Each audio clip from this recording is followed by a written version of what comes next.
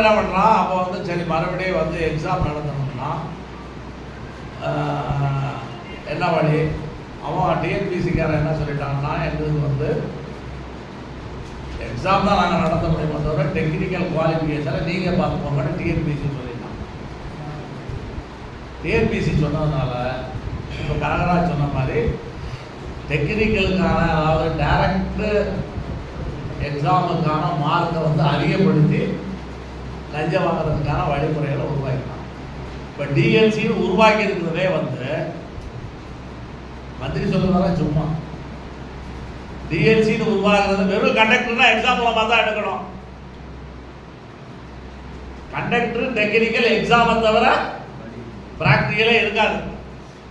கண்டக்டருக்கு என்ன பிராக்டிக்கல் இருக்கு, அதெல்லாம் ஒன்றும் பண்ண முடியாது. அதனால் இப்போ டிஎன்சி அப்படின்னு வந்து சொல்லிட்டான். இப்போ டிஎன்சின்னு சொன்னதுனால 3000 வேகன்சி இருந்தால் கூட டிஎன்சி சம்மந்தப்பட்ட தொழிலாளியே கிடையாது. கடந்த 4 ஆண்டுகளாக தமிழ்நாட்டில்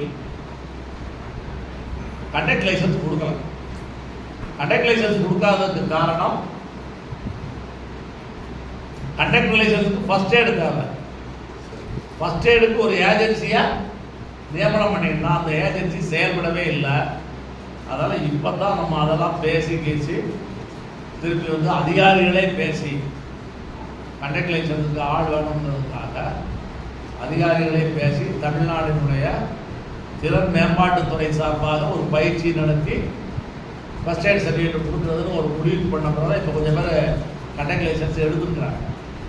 அதனால் டிரைவரோட கண்டக்டர் என்று இப்போ 3000 போஸ்ட்டுக்கு ஆள் எடுத்தால் கூட அவ்வளோ பேருக்கும் ஆள் கிடையாது. அதனால் இது ஒரு சுருக்கமான எண்ணிக்கை தான் வரும்.